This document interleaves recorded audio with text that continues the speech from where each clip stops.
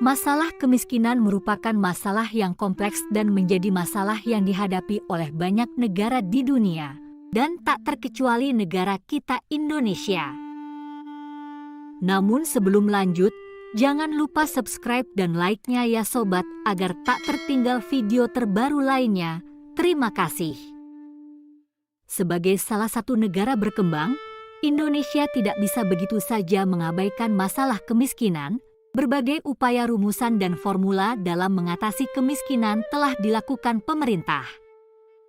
Namun, angka kemiskinan di masyarakat setiap tahunnya seakan tak pernah berkurang juga. Sebenarnya apa sih yang menjadi faktor penyebab kemiskinan di Indonesia? Kenapa sangat sulit dalam memberantas kemiskinan? Sebelum itu, berikut definisi kemiskinan di Indonesia dari sumber dan perspektif yang berbeda. Yang pertama dari Badan Pusat Statistik, BPS mengatakan masyarakat dikatakan miskin jika rata-rata pengeluaran untuk memenuhi kebutuhan sehari-hari per bulan tidak melebihi rata garis kemiskinan per kapita. Berdasarkan hal tersebut, persentase penduduk miskin terus mengalami penurunan dari tahun ke tahun, data Maret 2022. Jika menggunakan pendekatan rata garis kemiskinan per kapita yaitu sebesar Rp505.469 per kapita per bulan atau sekitar Rp16.850 pengeluaran per hari, yang berarti buat sobat yang pengeluaran per hari Rp17.000 saja sudah masuk dalam kategori tidak miskin. Namun, kalau kita pikirkan lagi Rp17.000 per hari dapat apa saja ya? Tak mungkin kan makan sehari cuma satu kali? Terus kebutuhan lain-lain bagaimana? Ternyata kita tidak bisa menjadikan definisi kemiskinan dari BPS sebagai satu-satunya sumber acuan ya sobat. Yang kedua dari Semeru Institute yang merupakan lembaga riset yang juga melakukan penelitian terhadap kemiskinan yang ada di Indonesia dari tahun 1993 sampai 2014. Dari hasil penelitian tersebut, Semeru Institute mengatakan bahwa 40% anak yang lahir dari keluarga miskin, maka saat mereka dewasa juga akan tetap miskin. Artinya ada semacam kemiskinan turunan atau kemiskinan struktural dalam kehidupan masyarakat Indonesia. Kemiskinan struktural sendiri merupakan bentuk kemiskinan yang disebabkan tidak bisanya memanfaatkan sumber daya alam yang ada di sekitarnya, sehingga mereka tetap pada keadaan mereka dalam waktu lama, turun-temurun, berkelanjutan dan masif. Hingga sangat sulit kemiskinan itu untuk dilepaskan, karena sulitnya kesempatan dan lemahnya kemampuan.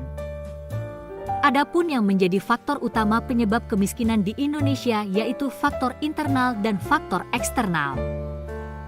Faktor internal merupakan faktor yang berasal dari dalam diri seseorang, seperti sikap menerima apa adanya, malas berusaha, atau pada kondisi fisik tertentu, dan sebagainya.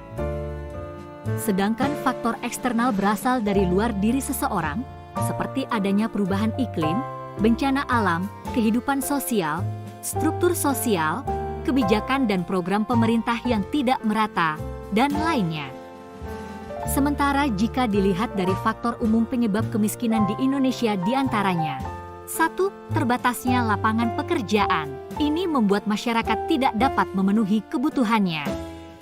Adapun lapangan pekerjaan baru, masyarakat khususnya warga miskin berpeluang kecil karena keterbatasan keterampilan dan juga modal.